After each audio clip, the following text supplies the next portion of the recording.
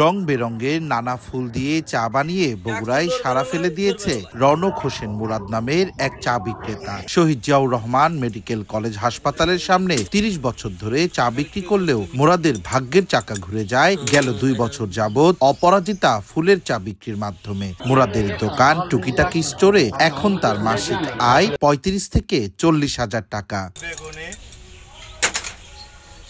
শুধু অপরাজিতা ফুল দিয়ে নয়, মুরাদের দোকানে এখন জনপ্রিয়তা পাচ্ছে গাঁদা, জবা, তুলসী ও গোলাপ ফুলের চাও। ফুলের চা ১০ টাকা আর সাধারণ লাল চায়ের দাম এখানে ৬০ টাকা প্রতি কাপ। চা পাতা ছাড়াই রং বেরঙের নানা ফুল দিয়ে বানানো এমন সুস্বাদু চা খেতে দূর দূরান্ত থেকে ছুটে আসছে চা প্রেমীরা। আমার দোকানে একদিন এসে দেখি যে মুরাদ ভাই এরকম লাল নীল চা বানাচ্ছে, তা আমি চিন্তা করলাম যে এরকম চা হলো কেমন।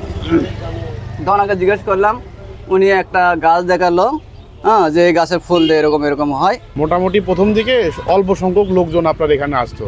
এই যে পাশে দেখেন ওনার এই অপরাজিতার গাছ, এখান থেকেই উনি আপনার অপরাজিতা ফুল সংরক্ষণ করে দেন, মানুষের কাছে বিক্রি করে।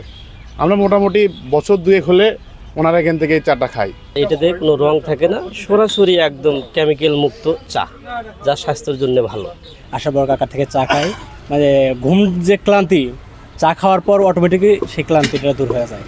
দিনরাত হাড় ভাঙা পরিশ্রমের পরেও একসময় ৫ সদস্যের পরিবারে অভাব অনটন যখন পিছু ছাড়ছিল না মুরাদের, তখন গুগল দেখে শুরু করেন অপরাজিতা ফুলের চা বিক্রির এই যাত্রা, যাতে গত ২ বছরে বদলে গেছে তার দুর্দশার চিত্র। যাত্রার শুরুতেই নিজ বাড়িসহ আশেপাশে মুরাদ লাগিয়েছিলেন দুর্লভ এই ফুলের অনেকগুলো গাছ, যেখান থেকে প্রতিদিন তাজা ফুল তুলে চা প্রেমীদের স্বাস্থ্যের জন্য উপকারী এই পানীয় খাওয়াচ্ছেন তিনি।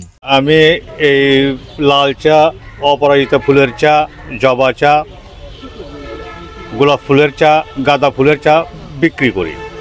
এর ভিতর সবচেয়ে আমার জনপ্রিয় পাইছে অপরাজিতা ফুলের চা।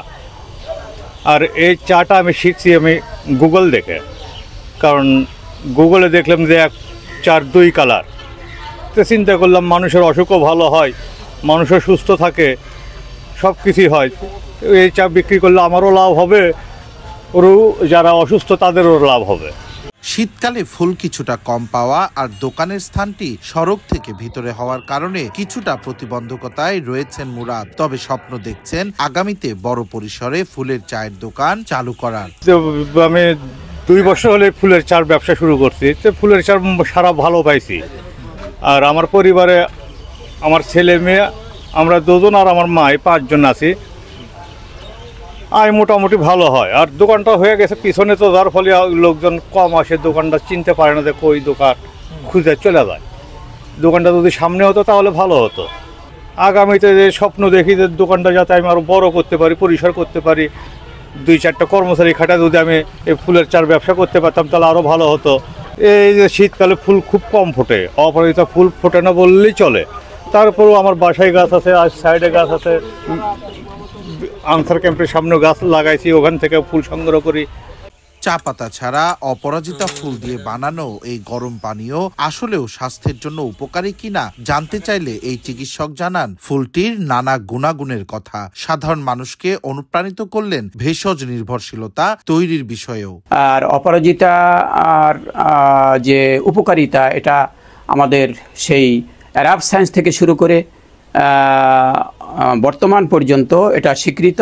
এবং অপরাজিতা ফুলের চায় অ্যান্টিঅক্সিডেন্ট সমৃদ্ধ হওয়ায় মানুষের রিজুভেনেটিং এজেন্ট হিসাবে কাজ করে, মানব শরীরের তারুণ্যতা ধরে রাখে, এবং তারুণ্যতা ধরে রাখলে একই সাথে ওজন নিয়ন্ত্রণ করবে, তারপর শরীরের ত্বকের লাবণ্যতা বাড়াবে।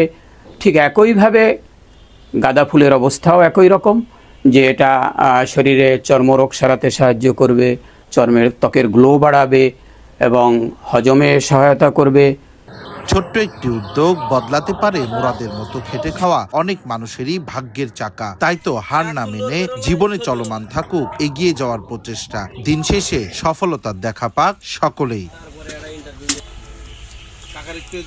সঞ্জু রায়, দেশ টিভি, বগুড়া।